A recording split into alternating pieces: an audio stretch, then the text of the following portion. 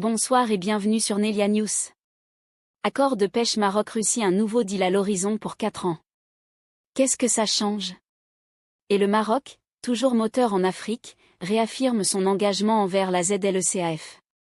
Opportunités, stratégie, enjeux, on vous dit tout. Restez branchés, c'est parti. Sujet numéro 1: accord de pêche. Le Maroc et la Russie en passe de signer un accord quadriennal. La Russie et le Maroc prévoient de signer un nouvel accord de pêche de 4 ans. L'ancien accord, entré en vigueur en 2020, a pris fin en 2024. La Russie et le Maroc prévoient de signer un nouvel accord de pêche de 4 ans. L'ancien accord, entré en vigueur en 2020, a pris fin en 2024. Nous avons soumis au gouvernement un projet d'arrêté sur la signature d'un nouvel accord avec la partie marocaine pour 4 ans et avec la possibilité de le prolonger pour 4 années supplémentaires, a déclaré aux médias russes le chef de l'Agence fédérale russe des pêches, Ilya Shestakov. Il a en outre précisé que toutes les questions liées à ce sujet avaient déjà été abordées. Après la signature, nous pourrons pêcher 80 000 tonnes de poissons dans la zone économique exclusive du Maroc cette année, a déclaré M. Shestakov. Et la Russie pêche principalement des sardines, des sardinelles, des maquereaux et des anchois dans la zone économique du Maroc. Les pêcheurs russes opèrent également dans la zone économique de la Mauritanie. Évoquant de manière générale les perspectives de pêche dans les eaux africaines, Shestakov a déclaré qu'elles pourraient augmenter considérablement grâce à la grande expédition africaine, qui a débuté en août 2024. Cette expédition de recherche étudie les stocks de poissons dans les zones économiques exclusives de 19 pays africains.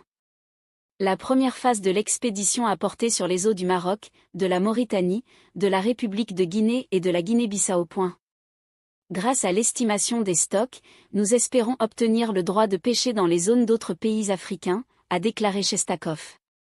La Russie pourrait également obtenir des quotas de pêche plus importants pour divers types de poissons.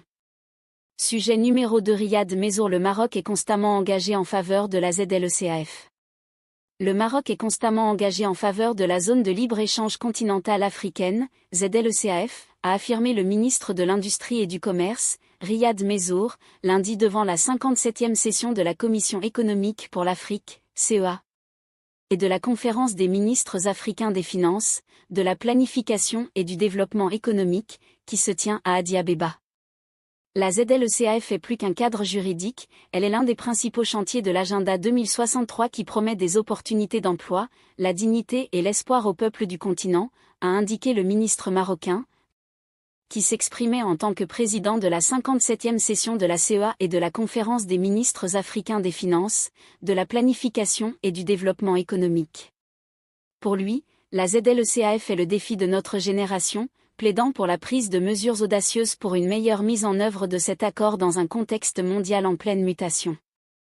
Rappelant que depuis son retour à l'UA en 2017, le Maroc a joué le rôle de passerelle entre le Nord et le Sud, entre les traditions et l'innovation et entre l'ambition et l'action. Le ministre a relevé que l'Afrique doit dépasser son statut d'exportateur de matières premières et d'importateur de produits de consommation.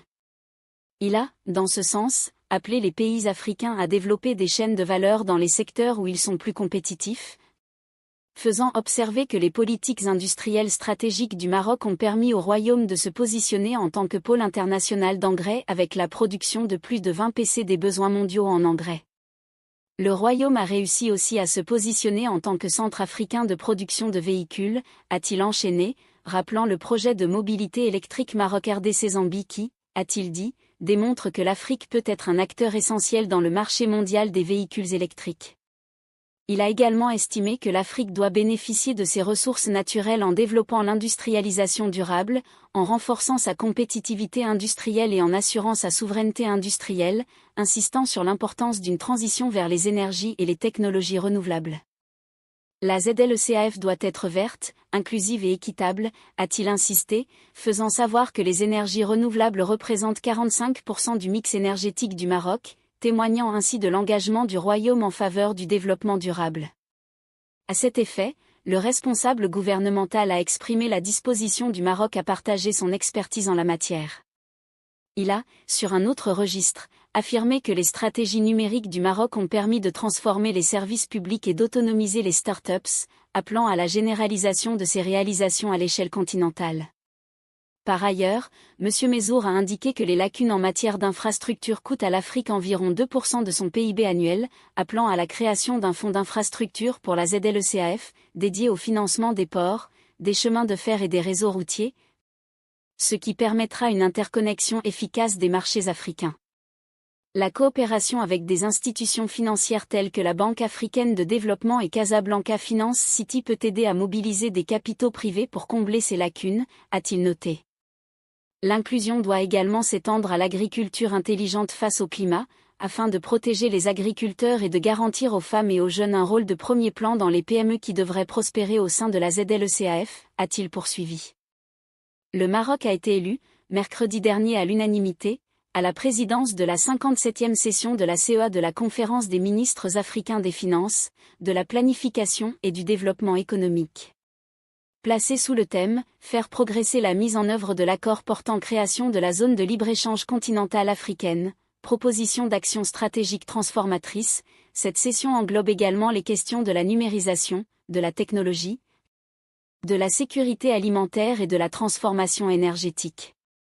Pour rappel, le Royaume accueillera en mars 2026 la 58e session de la CEA et de la Conférence des ministres africains des Finances. Merci d'avoir regardé cette vidéo sur Nelia News. N'oubliez pas de liker, de vous abonner et d'activer la cloche pour ne rien manquer. À très bientôt pour plus d'actus.